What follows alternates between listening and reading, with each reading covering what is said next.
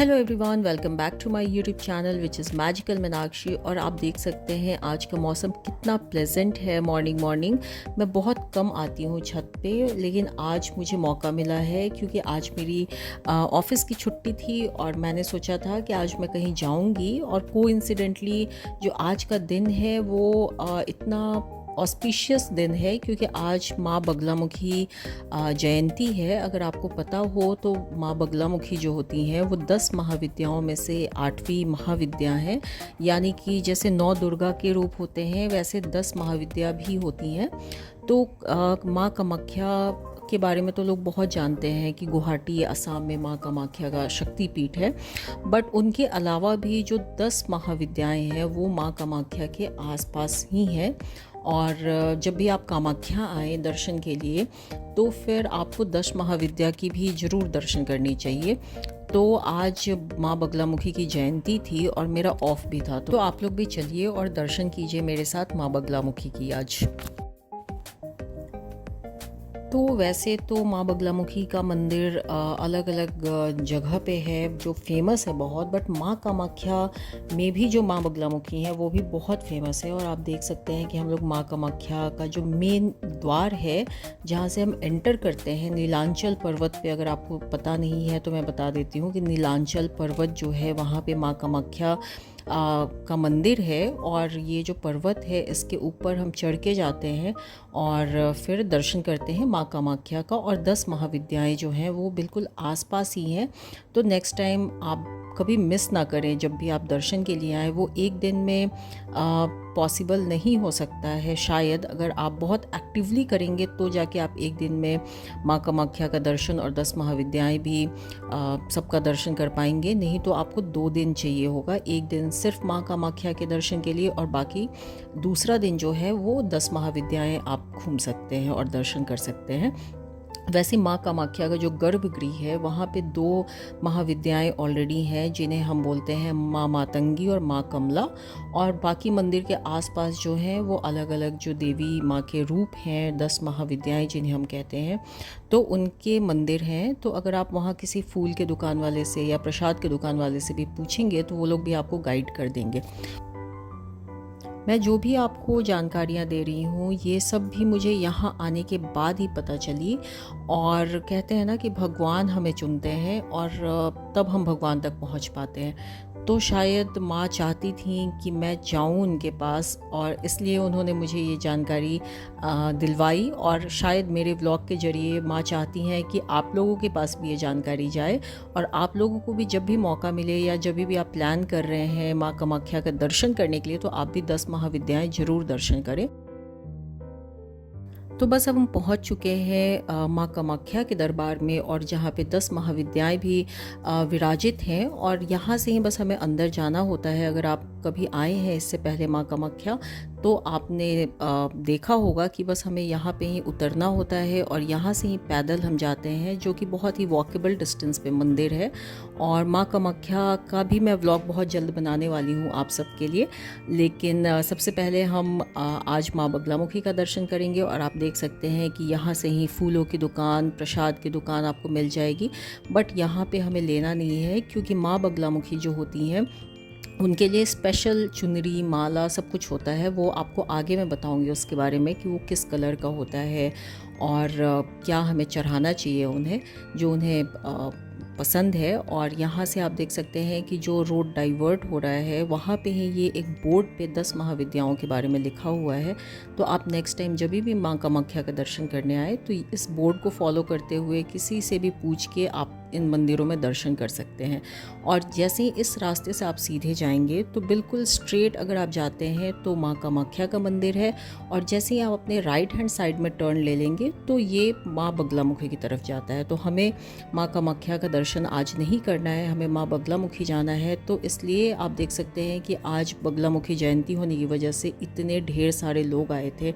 और ये जो है वो लैंडमार्क है, ये मंदिर मैंने इसलिए भी अटैच करके रखा है ताकि जब भी आपको लगे कि आप भटक रहे हैं यहाँ आके और आपको पता नहीं चल पा रहा है तो आप इस मंदिर के आगे ही बस आप इसको फॉलो करते हुए और जाएंगे तो आपको माँ बगलामुखी का मंदिर मिल जाएगा। इसके अलावा जो है आपको एक और इंडिकेशन मिलेगा कि जैसे ही आप मंदिर के तरफ जाएंगे तो आपको सारी चीज़ें बिल्कुल पीली पीली नज़र आ जाएंगी दूर से, क्योंकि माँ बगलामुखी को जो भी चुनरी, प्रसाद, माला, फूल जो भी चढ़ाते हैं वो बिल्कुल पीले रंग का होता है।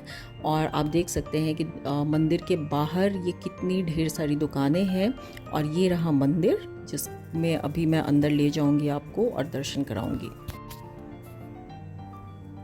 यहाँ की मान्यता ये है कि अगर आप मांगलिक हैं, शायद, मैं कंफर्म तो नहीं हूँ कि यहाँ लोग क्यों आते हैं, क्योंकि मैं किसी एजेंडा के साथ नहीं आती हूँ इस मंदिर में या किसी पर्पस के साथ नहीं आती हूँ। मैं बस आती हूँ दर्शन करने, क्योंकि मुझे अच्छा लगता है। बट यहाँ के लोगों की ये मान्यता है कि अगर किसी के कुंडली में मांगलिक दोष है तो उसे ये मंदिर आके ज़रूर दर्शन करना चाहिए।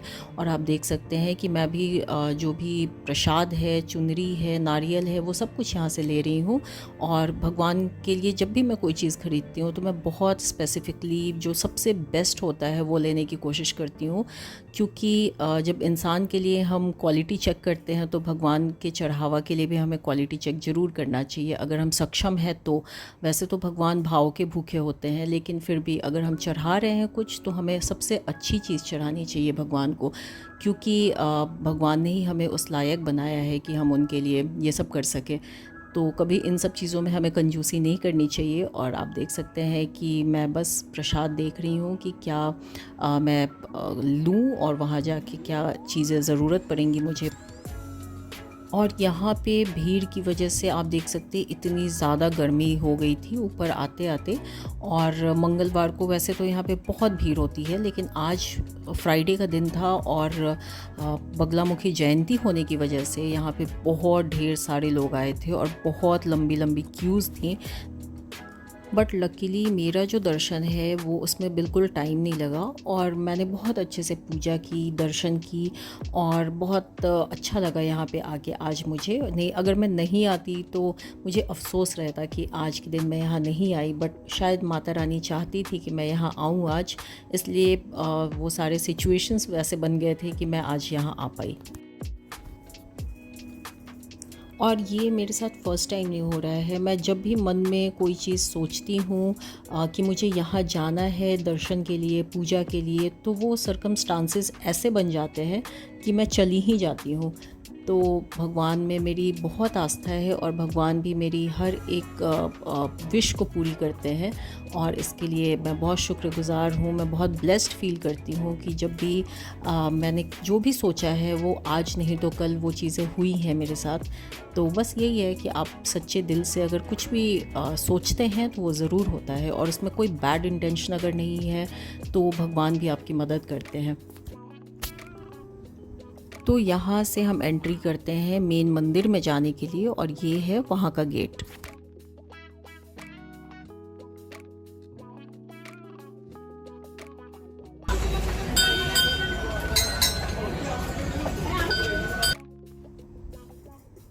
तो ये पहाड़ी पे होने की वजह से यहाँ पे सीढ़ियाँ बनाई गई हैं और बस आगे आपको मंदिर दिखने वाला है अब।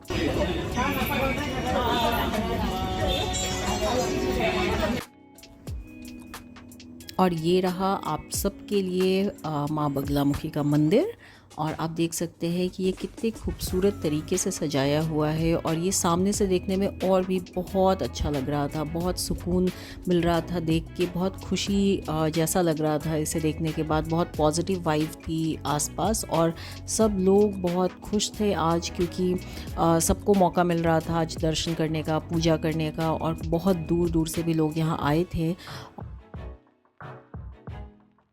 वैसे तो माँ कामाख्या के अलावा जितनी भी 10 महाविद्याएं हैं वहाँ पे फ़ोटो लेना बिल्कुल वर्जित है। आप ना फ़ोटो ले सकते हैं ना वहाँ पे वीडियो बना सकते हैं। तो ये वाला जो एरिया है जहाँ पे जिसे कोई मांगलिक दोष है या फिर अगर कुंडली में कुछ ऐसा है जिसके लिए पंडित ने बोला है पूजा कराने के लिए, तो वो इस एरिया में बैठ के पूजा कराते हैं। यहाँ भी फ़ोटो लेना अलाउड नहीं था, फिर भी मैंने परमिशन लेके और यहाँ एक छोटा सा क्लिप डाला था आप सबके लिए। और इसके बाद जो है वो माँ बगलामुखी का स्वरूप था जहाँ हम दर्शन करते हैं। मंदिर के अंदर दिया जलाना भी अलाउड नहीं है, ना ही आप धूप जला सकते हैं, ना ही अगरबत्ती। तो ये एक डेडिकेटेड लोकेशन बनाया गया है मंदिर के जस्ट बगल में ही, जहां आप दिया जला सकते हैं और धूप बत्ती वगैरह जला सकते हैं। तो मैंने भी तेल का दिया जलाया, घी का दिया जलाया, और मैं जब भी आती हूँ तो मैं हमेशा ये दोनों दिए लेके आती हूँ और मंदिर में इसे जलाती हूँ।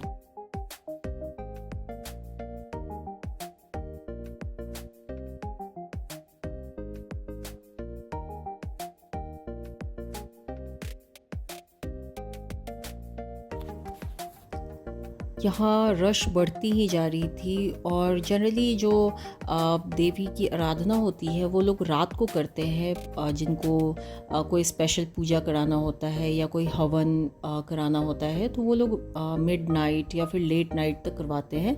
बट मुझे तो बस ऐसे दर्शन करना था माता रानी का, तो इसलिए मैं दिन में ही आ गई थी। और यहाँ काफ़ी लंबी लंबी लाइनें लगी थी और लाइनें बढ़ती ही जा रही थी। मैंने सोचा था कि शायद टाइम ज़्यादा होने की वजह से लाइन छोटी हो जाएगी, बट लाइन बढ़ती ही जा रही थी। तो सब लोगों को जिनको भी जानकारी थी कि आज दर्शन करना चाहिए माँ का, वो सब आ रहे थे और दर्शन कर रहे थे। और यहाँ पे जो है वो हवन के लिए स्पेशल एक एरिया बनाया हुआ था जहाँ पे हवन लोग करते हैं। और बस मेरा पूजा हो गया था बहुत अच्छे तरीके से, बहुत अच्छा दर्शन हुआ आज के दिन मेरा, और मैं बहुत खुश लग रही हूँ। आप देख सकते हैं मेरे चेहरे से ही कि मुझे बहुत अंदर से सेटिस्फैक्शन मिल रहा था। और इसके बाद से ही यहाँ पे जो मंदिर के कार्यकर्ता लोग थे, जो मंदिर कमेटी के लोग थे, वो बहुत ही प्यार से हम सबको गाइड कर रहे थे कि आप जाइए और प्रसाद भी लीजिए। तो जब हम यहाँ आए तो आप देख सकते हैं कि प्रसाद में ये बहुत ज़्यादा ही टेस्टी था। ये पूरी, सब्ज़ी, हलवा और गुलाब जामुन, ये चीज़ें थी और सर्व की जा रही थी, और बिल्कुल गर्मा गर्म पूरियाँ बन रही थी और इसका स्वाद बहुत ही अच्छा था। वैसे मैं मंदिर में प्रसाद के नाम पे बहुत थोड़ा सा कुछ लेती हूँ, बट यहाँ पे इतने प्यार से लोग पूछ रहे थे, जैसे कि आप देख सकते हैं कि अभी भी वो मेरे से पूछ रहे हैं जब मैं जा रही हूँ कि आपने प्रसाद लिया कि नहीं लिया। तो जब इतने प्यार से वो लोग पूछ पूछ के खिला रहे थे, तो मैं भी चली गई थी और मैंने भी प्रसाद ले लिया था माता रानी का। और इसके बाद से बस अब मैं घर निकलूँगी, और बहुत ही खुशी हो रही थी मुझे उम्मीद नहीं थी आज के दिन मैं इतना जल्दी दर्शन करके घर लौट आऊँगी। बट ये सब माता रानी की कृपा है कि मुझे दर्शन मिल गया था बहुत जल्द। और आप देख सकते हैं कि लाइन यहाँ तक थी, बिल्कुल गेट तक। और बस अब मैं घर जा रही हूँ, और ये पहाड़ से आपको इतना अच्छा व्यू होता है जब आप नीचे उतरते हैं तो। और सबसे पहले जब मैं यहाँ आई थी तो ये कर्वी रोड होने की वजह से बिल्कुल मुझे चक्कर सा फील होता था, लेकिन अब मुझे आदत हो गई है, क्योंकि मुझे जब भी मौका मिलता है मैं यहाँ चली आती हूँ माता रानी के दरबार में उनका दर्शन करने के लिए। बेशक वो बिल्कुल गर्भगृह तक मैं ना जाऊँ माँ कामाख्या के, बट उनके परिसर में आने पे ही मुझे बहुत पॉजिटिव फील होता है, बहुत अच्छा लगता है। अगर मैं उनके शहर में हूँ जहाँ मैं जा सकती हूँ बहुत इजीली, तो मैं कोशिश करती हूँ कि मैं जब भी मौका मिले आ जाऊँ। और बस ये माँ कामाख्या के गेट से मैं बाहर हो रही हूँ, और बहुत जल्द मैं आपको माँ कामाख्या के मंदिर का भी दर्शन कराऊंगी। उम्मीद है आज का ये व्लॉग आपको अच्छा लगा होगा। अच्छा लगा है तो don't forget to like, share and subscribe to my YouTube channel. Bye bye, take care.